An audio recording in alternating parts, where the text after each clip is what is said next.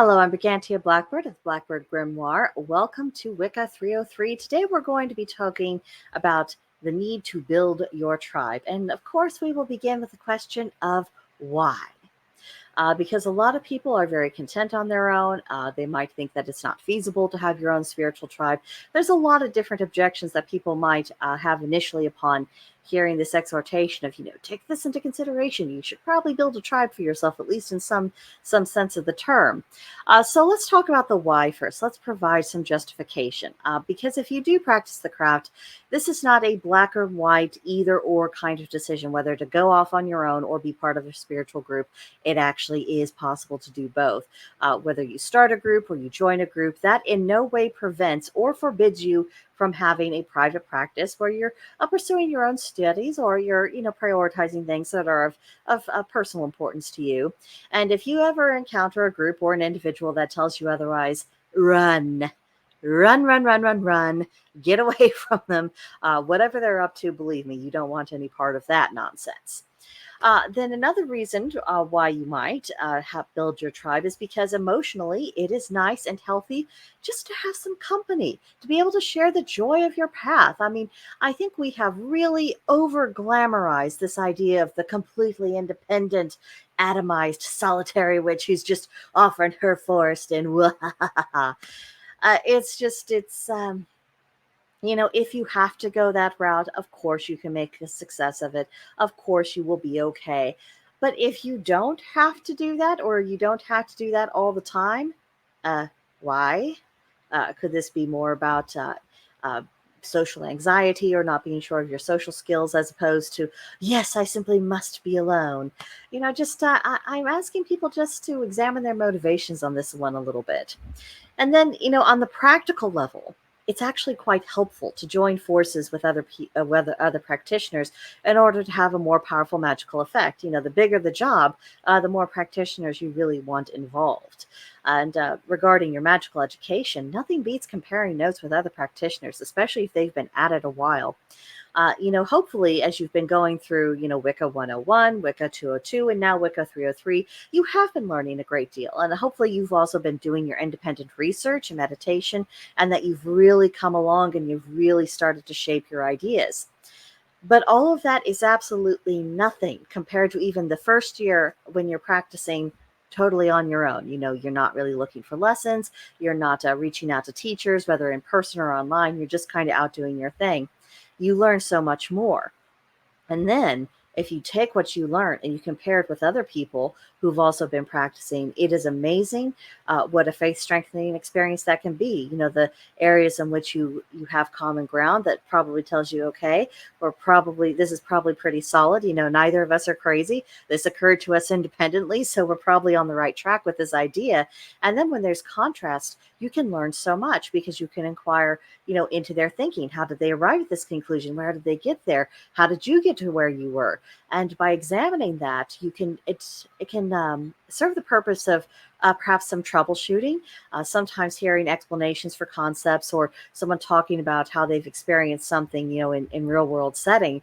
It can crystallize things in your mind, and it helps so much. Now for the how. And brace yourselves, my fellow introverts. This process will require talking to people and getting acquainted. I know it's hard, and I know we are living in a world in which there has been, I would almost say, a conscious effort to eradicate basic conversational skills.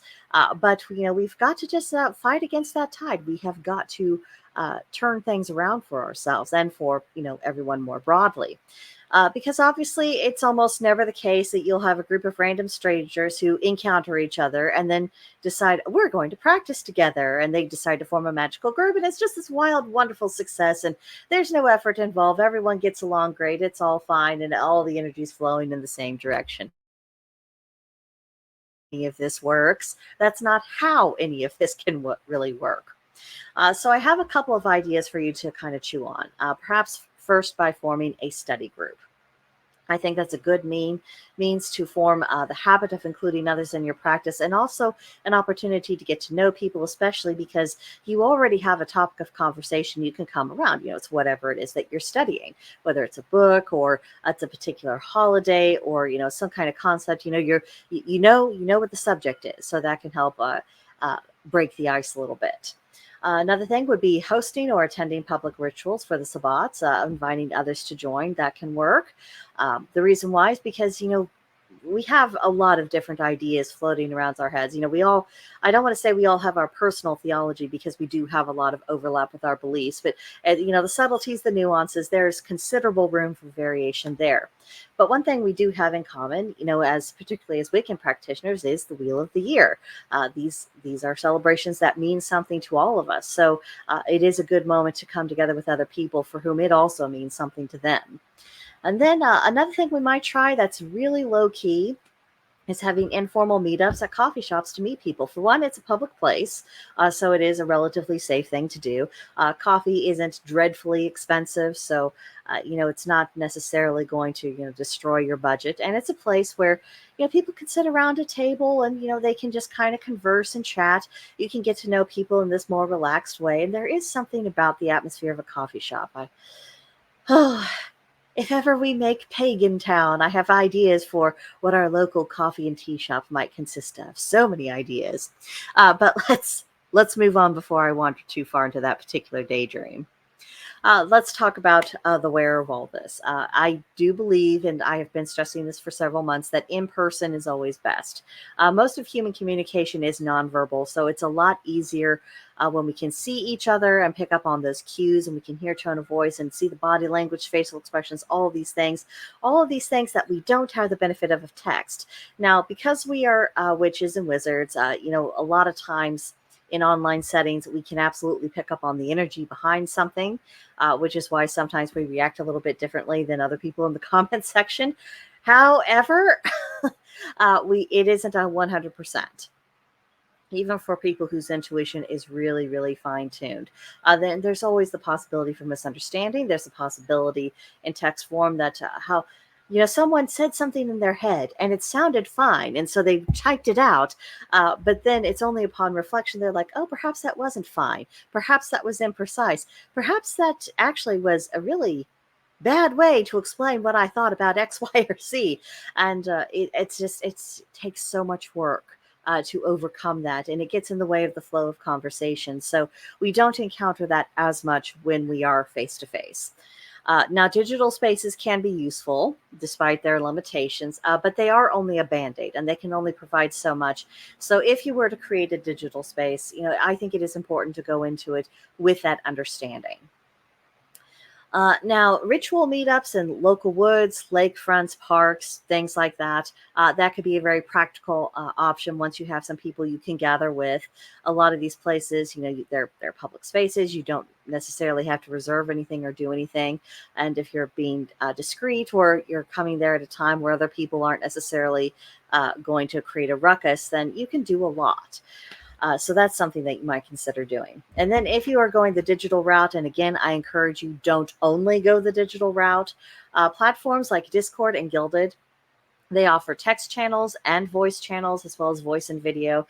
And that's usually a little bit better form for conversation. If you're an elderly person like me, you might remember the early days of chat rooms, on the good old AOL that always took forever to sign on to. Yeah, it's like that. It's a lot more of the real time back and forth. You're not having to necessarily wait for a communication. So these are places where someone might say, oh, I've got, 15, 30 minutes. I can, kind of shoot the breeze with someone, in this particular platform, and you have a little conversation, and it's just nice, and it's a building. And then, of course, if you form a study group on these things, if you have channels where you can talk verbally and you can see faces, even though, a lot of us, particularly if we're doing this at the end of the day, we're not necessarily looking our best. However, it is worth that little sacrifice, because you can see your brothers and sisters. You can see you're talking to them. You can get a sense of how they're reacting to what you can say. And so you have a little bit more of that back and forth. And it is the next best thing to being actually face to face. But again, always work towards creating that in-person, face-to-face community. Now the who. Now, the who you involve and incorporate into this, it really does depend. I mean, if you are hosting a public ritual, then I think that any and everyone who's including people who aren't even pagan, let alone not even witches. It's very good publicity when we are putting our best foot forward in this way. So it doesn't really matter if you have people from various traditions or different kinds of witchcraft. It doesn't really matter if we're all coming together to celebrate the same occasion. It doesn't matter if it's someone who's only vaguely heard of these things before and they want to see what it's all about. They can be welcomed. It doesn't matter if someone, just let's say you have a spot in a local campgrounds and you're holding, let's see, you're holding your Lunasa ritual. there we go. And someone just kind of wanders over and you see everyone feasting, having a good time, playing games and playing music, all this, and saying, well, what's going on? This looks like fun. It can create a very good impression. So, in that case, it's less important whether or not you are in theological agreement with the other attendees because you have this larger overarching occasion. Now, if you decide to form a study group, I think that really does require people who at least all consider themselves to be pagan or people who are actively in the process of taking on pagan beliefs. Otherwise, there just wouldn't be enough common interest, not in the topic, not in the purpose of it, not in what it really means. So that's something to keep in mind. And then if you are a practitioner of the craft and you want to talk shop, that really does require the company of your sister witches and your brother wizards, because there's a lot of our concerns, our mindsets, so the way we do things, how we analyze information. There's just certain things, even essentially the job description. We are operating in a different way than many people who are pagan, who don't really practice magic, or who just there's different things involved. We have more work, if you might say. So there's a little bit more of the ins and outs of the house and how can we be sure how this universal picture all fits together.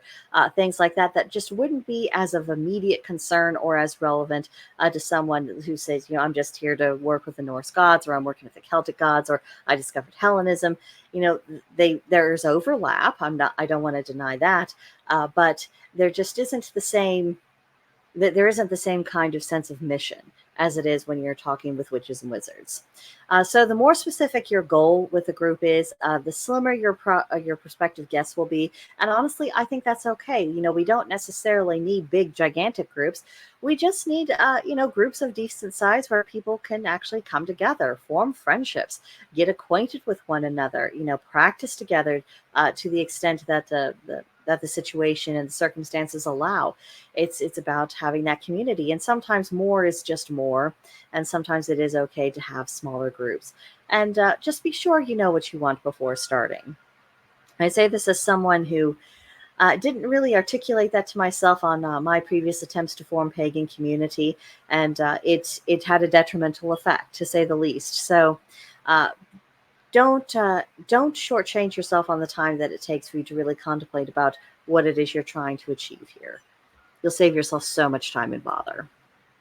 Now for the what. And again, this is very goal dependent, and to a certain extent, it is venue dependent. Reasons we might gather would be the sabbats, esbats, rites of passage, talking shop, just enjoying each other's company.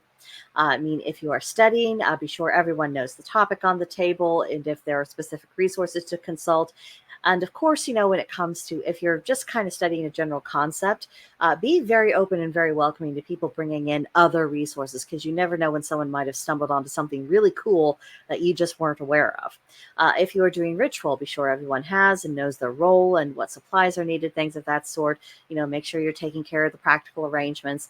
And if the purpose is visiting, then just try to learn and practice the art of conversation. It can be done. And yes, it's awkward, but let's be honest, since the advent of the internet and of course the aftermath of the COVID restrictions, I would say everyone's social skills are pretty rusty. So we're kind of all starting off at this nothing to write home about kind of baseline, so we can all learn and grow together. It won't be as bad once you try it, promise. And then the win, which, of course, whenever you can, whenever people's schedules make it convenient. And not every gathering has to be super formal or have to have a reason to exist beyond just keeping each other company. What fuses, a spiritual tribe together is composed of small moments and big events alike. It's the totality of it. It's building up together a common history. And if it goes well, you'll discover you have a lot more in common with your prospective tribe than just your magical practices. And hopefully you'll find that also the inevitable differences in the group creates interesting conversation and a useful overlapping of knowledge, skills, and wisdom. People essentially having strengths that make up for other people's weaknesses and everyone being stronger and better informed altogether. Now for our homework for June 21st through June 27th. Number one, are you more or less inclined to socialize and or practice with other practitioners after this video? Two, has there been any occasion in the past in which you would have welcomed a helping hand, but you didn't have one? And three, is it appealing or unappealing as an idea to be part of a community? And exploring those feelings in your journal or in meditation, that could really help you better understand yourself and understand what you need and perhaps some things that you would probably be better off avoiding. So definitely don't be afraid to look within on that one. But that is what I have for you for today's class. Next week, can't believe it, but we're on the fourth and final week of June, so we will be doing a little bit of seasonal witch keeping, looking forward to the month of July. So definitely come back for that. In the meantime, comments, questions, concerns, complaints, leave them for me in the comment section below, and I will get to you in turn. But bye for now.